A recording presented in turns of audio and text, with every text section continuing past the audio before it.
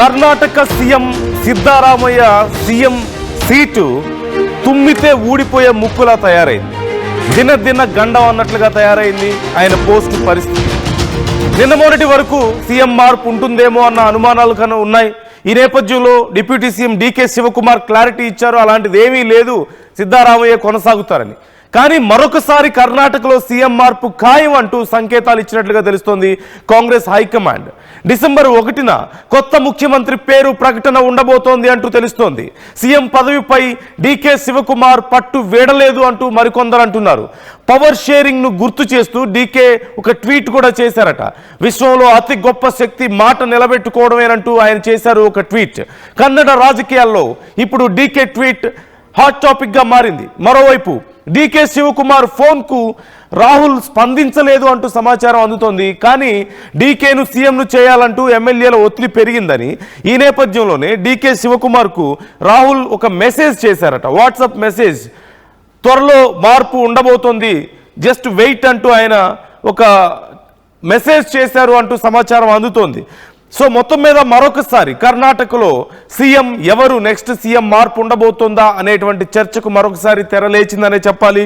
ఈ నేపథ్యంలో అతి త్వరలో ఈ మార్పు పక్కా అంటూ తెలుస్తోంది. ఇప్పటికే కాంగ్రెస్ అధిష్టానం ఈ విషయంలో కన్ఫర్మ్ అయిపోయింది. డెసిషన్ తీసి చూస్తే అంటే డీకే శివకుమార్ పైకి అలాంటిది ఏమీ లేదని చెప్తున్నా సరే ఇంటర్నల్గా ఆయన సీఎం చైర్లో కూర్చోవాలనే తపనతోనే ఉన్నారా? సో మనకున్నటువంటి సమాచారం ఏంటి? ఆయన ఇంటర్నల్ గా స్ట్రింగ్స్ కదిలిస్తూనే ఉన్నారని చెప్పి తెలుస్తుంది. అంటే keeping one word is the greatest strength in the world అనేటువంటిది ఆయన ట్వీట్ చేశారు. World power is world power అనేటువంటిది the biggest force in the world was to keep one's word అనేటువంటి స్టేట్మెంట్ చేశారు. ఇదందరూ మనకు తెలిసిందే. అసలు కర్ణాటకలో కాంగ్రెస్ పార్టీ పవర్ లోకి రావడానికి డీకే శివకుమార్ పూర్తి స్థాయిలో సమయం కేటాయించారు. వాస్తవానికి చెప్పాలంటే ఈడీ కేసులో జైలుకు వెళ్లేసి వచ్చారు. దాని తర్వాతనే కాంగ్రెస్ పార్టీ అధికారంలోకి రావడానికి ఆయన శాయశక్తులా కృషి చేశారు అనేటువంటిది అక్కడ ఉన్నటువంటి కాంగ్రెస్ పార్టీ క్యాడర్ బలంగా నమ్ముతా ఉంది. కాకపోతే గతంలో ఉన్నటువంటి రాజకీయ సమీకరణాల దృష్ట్యా ఎక్కువగా అంటే అంత అగ్రెషన్ గా వెళ్లాల్సినటువంటి అవసరం లేదనేటువంటిది అప్పుడు సిద్ధరామయ్యను తెరపైకి తీసుకున్నారు. ఎక్కువగా మద్దతుదారులతో సిద్ధరామయ్య ముఖ్యమంత్రి అయ్యారు. పెద్ద ఎత్తున నిరసన వ్యక్తం చేశారు డీకే శివకుమార్ కి సంబంధించినటువంటి మద్దతుదారులు. అప్పుడు కర్ణాటకలో ఏఐసిసి అధిష్టానం వచ్చారు. ఒక హోటల్లో, ప్రైవేట్ హోటల్లో జరిగినటువంటి చర్చల్లో పవర్ షేరింగ్ గురించి మాట్లాడారు. అంటే 2.5 సంవత్సరాలు సిద్ధరామయ్య, 2.5 సంవత్సరాల తర్వాత మళ్ళీ డీకే శివకుమార్ కు ముఖ్యమంత్రి పీఠాన్ని అప్పజెప్పాలనేటువంటిది. అప్పటి వరకు ఆయన డిప్యూటీ ప్లస్ పిసిసి చీఫ్ గా కంటిన్యూ చేశారు కర్ణాటకకు సంబంధించి డీకే శివకుమార్ ని. ఇప్పుడు 2.5 సంవత్సరాలు కంప్లీట్ అయిపోయింది. గత కొంత రోజుల సందిగ్ధత ఉంది. ఇద్దరు ఢిల్లీ బాట పట్టారు, ఢిల్లీలో పైరవీలు చేస్తా ఉన్నారు, ఏఐసిసి అధిష్టానాన్ని కలిసే ప్రయత్నం చేశారు. ఒక సందర్భంలో డీకే శివకుమార్ ని ఏఐసిసి అధిష్టానం కలిసింది కానీ ముఖ్యమంత్రి సిద్ధరామయ్యను ఏఐసిసి అధిష్టానం కలవలేకపోయింది. రాహుల్ గాంధీ, మల్లికార్జున ఖర్గే అపాయింట్మెంట్ ఇవ్వలేనటువంటి సిచ్యువేషన్. ఈ మధ్య కాలంలోనే డీకే శివకుమార్ మద్దతుదారులు ఢిల్లీ చేరుకున్నారు, ఏఐసిసి అధిష్టానం ముందు డిమాండ్ చేశారు.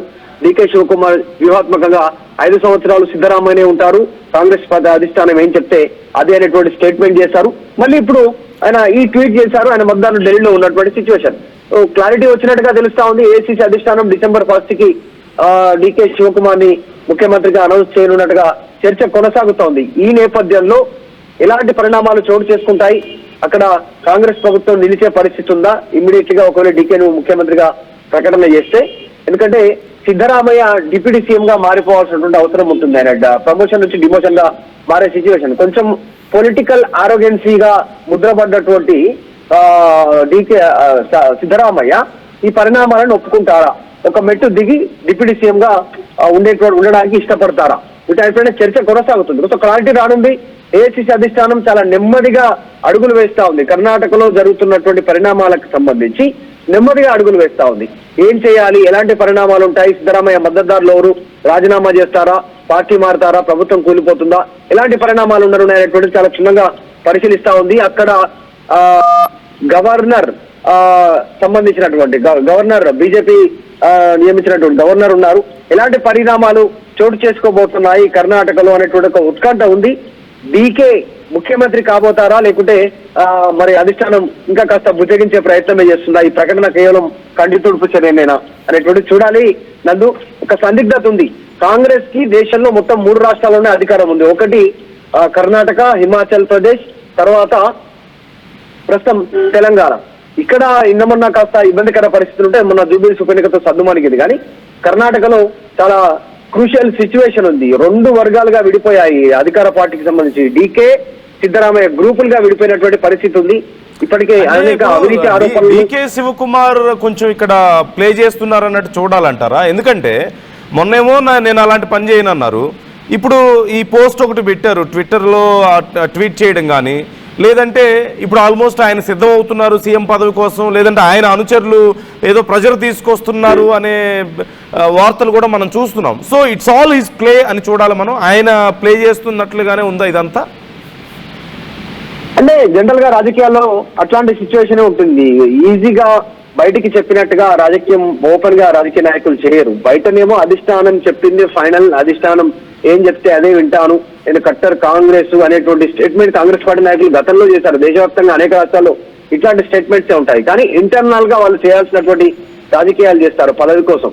డీకే శివకుమార్ కి సంబంధించి ఈ మధ్య కాలంలో కర్ణాటకలో జరుగుతున్నటువంటి పరిణామాలు గమనిస్తే సోషల్ మీడియాలో, కర్ణాటక సోషల్ మీడియాలో పెద్ద ఎత్తున ప్రచారం జరుగుతుంది. ఏంటంటే డీకే శివకుమార్ జైలు కేసులో, ఈడీ కేసులో తిహార్ జైల్లో ఉన్నటువంటి సందర్భంలో ఆయన తండ్రి చనిపోయారు. తండ్రి చనిపోయినప్పటికీ కూడా ఆయన బెయిల్ తీసుకోవడానికి నిరాకరించారు. అంటే జనరల్ గా రావాల్సి వస్తాను, ఈ టైంలో బయటికి రానటువంటి అంత గ్రడ్జ్ తో పొలిటికల్ బీజేపీ పార్టీ వారి రైవల్ పార్టీ పైన ఉండి అధికారంలో తెచ్చే ప్రయత్నం చేశారు. ఆయన తండ్రి చనిపోయినా బయటికి రాలేదనేటువంటి ఒక మద్దతు మొత్తం కాంగ్రెస్ కర్ణాటకలో చర్చ జరుగుతా ఉంది.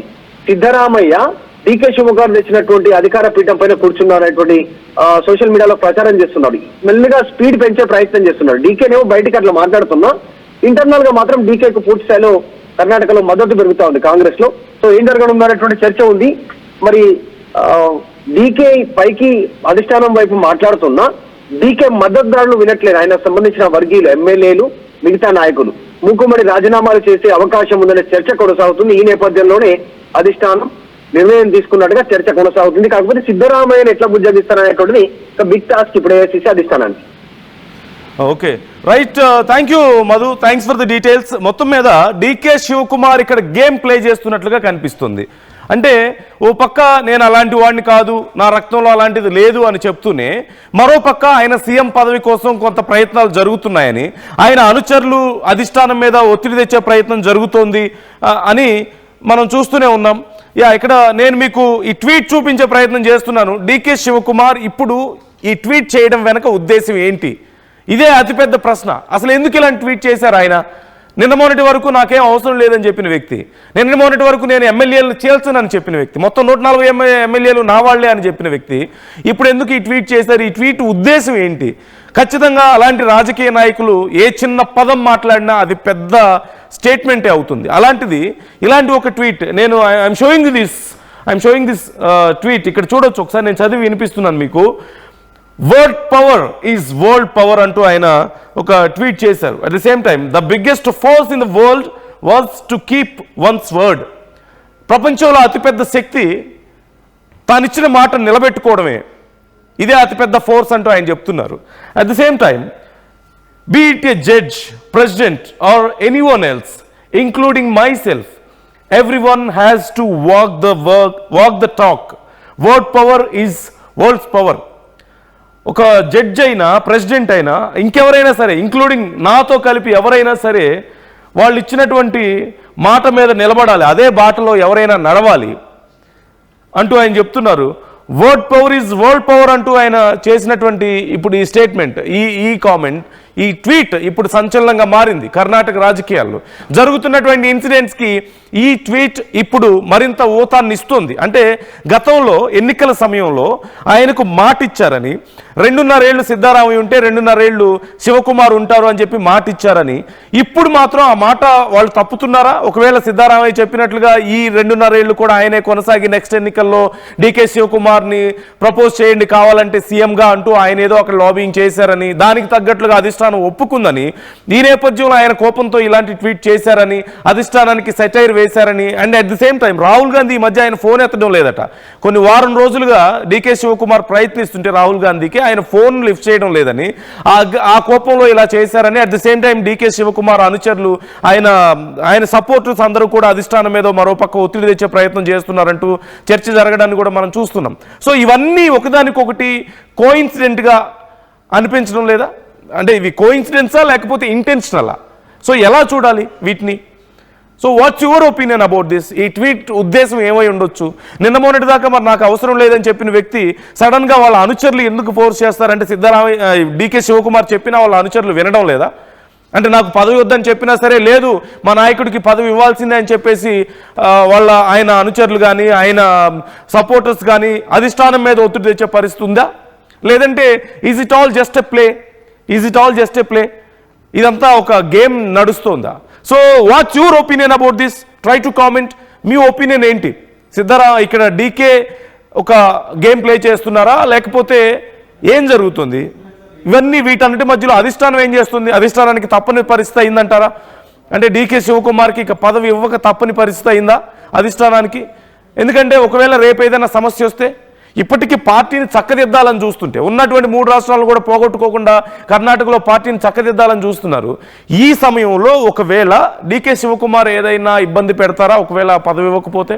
ఈ ఉద్దేశంలో నీకు తప్పనిసరి పరిస్థితిలో సిద్ధరామయ్య సీట్ నాటి ఇవ్వబోతున్నారా? అంటే ముందు చెప్పినట్లుగా గతంలో 2.5 ఏళ్ళు పంచుతామని చెప్పారు కదా ఇద్దరికి.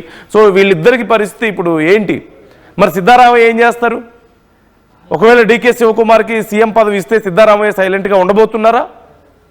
ఆయనకి అది అవమానంగా ఏమైనా భావించే అవకాశం ఉందా? So what's going to happen in Karnataka? Try to comment your opinions. మీరేమనుకుంటున్నారు after seeing this tweet and జరుగుతున్నటువంటి situations? Who is playing the real game? ఎవరు ఆడుతున్నారు అసలైన గేమ్? అధిష్టానం ఆడుతుందా లేదంటే డీకే శివకుమార్ ఆడుతున్నారా? సిద్ధరామయ్య ఇక ఏమీ చేయలేని పరిస్థితి? మీ ఒపీనియన్ ఏంటి? కామెంట్ చేసే ప్రయత్నం చేయండి. మరొకసారి నేను ఆ ట్వీట్ మీకు చూపిస్తాను.